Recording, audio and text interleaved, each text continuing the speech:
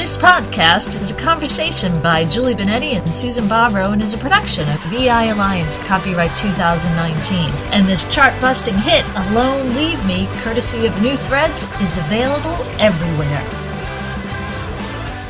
Hi, this is Susan, and I'm here with Julie, and we're going to sit and have a new podcast that we are going to be talking about the energy of unfamiliarity.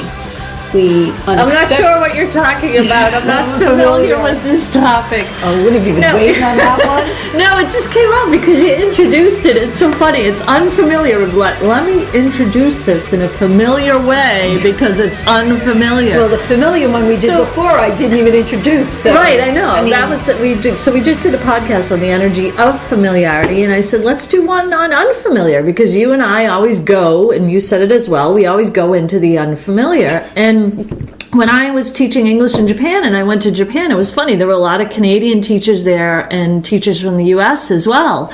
And those were the last people I wanted to be with because I was in Japan. And it was nothing against them, but they were the familiar. Why would I go to a foreign country and want to understand about the foreign country and spend my time with that's familiar? Why people wouldn't have understood you because that's what everyone does. They go to the familiar. But I had a blast because in the unfamiliar, there was a huge vacuous space of wonderful new things to share, experience, to learn about myself, to investigate. And funnily, oftentimes the familiar American and Canadian teachers wanted to know, they would come following me, like, what are you doing? Where are you going? What are you, as I would trek out into the unfamiliar. And I'm not talking about going into the, raw native. I mean, sometimes I would ride my bike into the rice fields and stuff, which was really cool. Yet, I'm just talking about getting into something that's not familiar, that's a little bit raw around you, that shakes it up a little bit for you.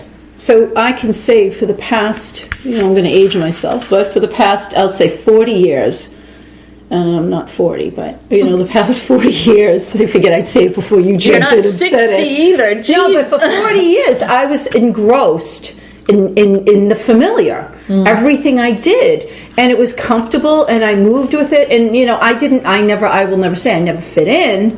So I was in the familiar, but never really completely a part of it.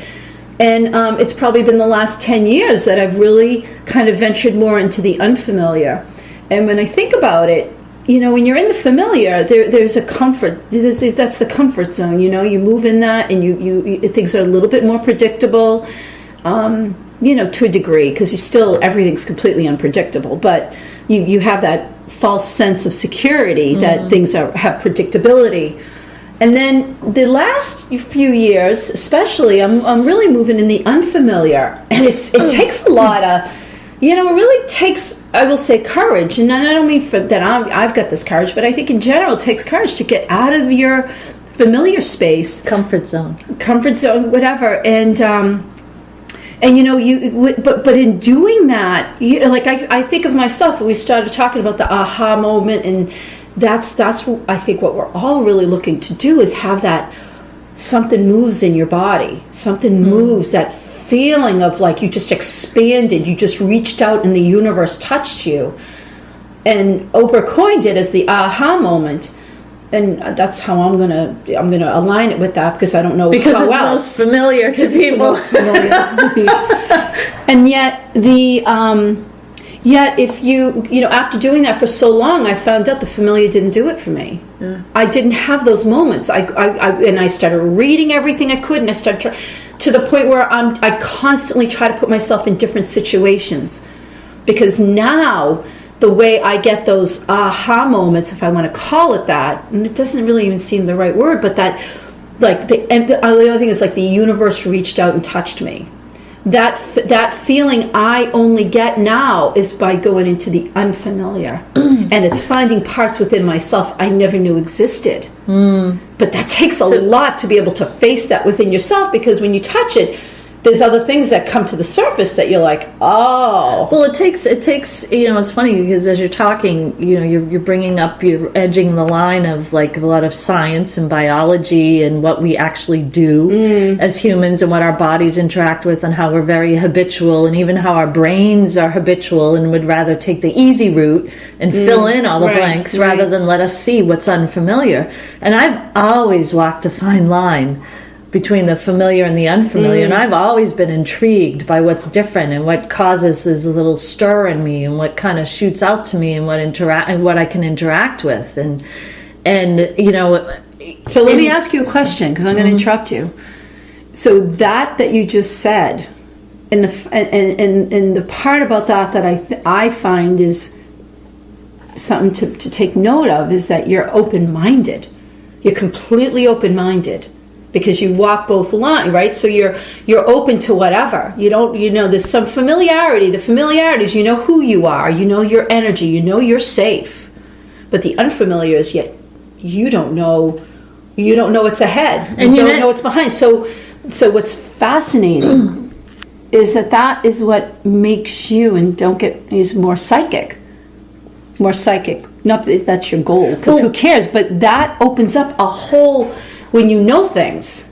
Well, the wild thing that can occur is that you can then become most familiar with the unfamiliar. I think that's an Einstein, Tesla kind of a thing. Because if you are in the unfamiliar, go ahead. So once again, you're moving back and forth in the Kabbalion. So you're moving from one end to the other. And so why do you think that's an Einstein Tesla thing? Because I think when you are open to the unfamiliar, that's when you can get you're open to what you think. We have the blotch cards. It says, it just came to my mind is, if you only worry about what other people think, then you have no room for what you think. And so if you can open up to the unfamiliar. And I'm when I say Einstein, I can go to a whole list of different. Nelson Mandela just comes to my mind. Is you can think outside of what everyone else thinks. You can do amazing things. You can do amazing things because you're no longer constrained to this doesn't happen, this can't happen, and this is the way it works, and this is. You move into your mind is just open to what else. And that's why I use the word psychic, because again it was familiar, but that's really I'm not interested in being psychic or going into that space. I could care less. To me it bores the hell out of me.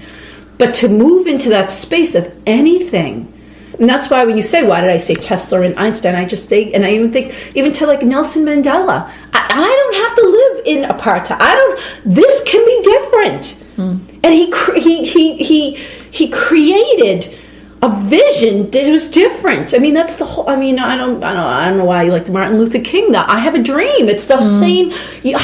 Because it's a dream because you can think outside of the norms and limits of society. You can go into a different realm, and being in that realm is like once you're in that realm, it's like coming here and looking at all that you can't do this. There's a law for that. This is limited. You just can't understand it, and it's not fulfilling. Well, there's also, it's funny because when you're in the unfamiliar, whoever's in there with you, you're just in the unfamiliar. It's you and the unfamiliar. So thinking like everybody else and not thinking like everybody else doesn't even exist.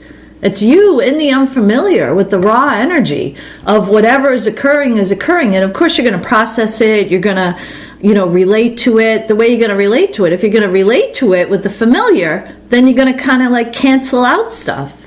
And this isn't a podcast about the process of dealing with the unfamiliar. Yet it's really like looking at, if you're existing in this familiarity consistently, you get oversaturated in that. You get bored in it. And all of a sudden you're 80 going, what happened to my life? Right. And yet, sometimes you're not. Sometimes you're just keeping it going, keeping the status quo going of the familiar. You're making sure those that come in, posterity gets ingrained in the familiar. And encourage and keep it going. Let's keep it going. We got to keep the familiar going. Yet, why? I mean, there's a whole bunch. There's a whole environment of unfamiliar for everybody. So what's interesting is, because we just have these conversations. It's funny because you said this isn't a podcast about, the familiar, whatever. To me, this is more philosophy. This is more like philosophical, what we're talking about, because there's not a science there. We've looked into the science and we've proven, using science and nature, many of the concepts that we've discussed, and they're in our I say old books because we can't even go to them anymore. They're in there, and we've done it, and we've moved beyond it. I'm not interested in using science to back up what we say anymore because it's familiar. It's over. We've done familiar, that, and I'm not doing that anymore. Yet, so this is more, to me, is more philosophy because we're taking what we know, what's been backed by science, and now we're, jumping off a lily pad to now we're jumping into the unknown, right? And so it's interesting that I think the first step for me when I look back is you're kind of in the familiar, then you get to a point where what familiar do I want to resonate with? What do I want to remain familiar with? And if it's stuff like we said, you got to do this and this, like I'm not interested in maintaining that familiarity within me and within my sphere of energy. What familiarity do I want to bring? Because we all have some familiar, and the familiar may simply be, I'm consistently surrounded by love. And I don't care who you are, and I don't care who's in your life, it's got nothing to do with people. It's got to do with energy that's completely, I look out and I look at the trees, I look at, there's that familiar. And that's my familiarity. And then from there, now you're going to springboard. Where do you want to go in the unfamiliar? And I think that is like the first step. If I were going to look back at myself and where I'm at, I'm trying to be very clear on the familiar that I bring into my realm of existence. Instead of having everyone tell me what the familiar is, I'm at the point where I will now decide what is familiar that comes with me. It's got nothing to do with people. It really has nothing to do with people. If you're in the energy of the familiar that I embrace,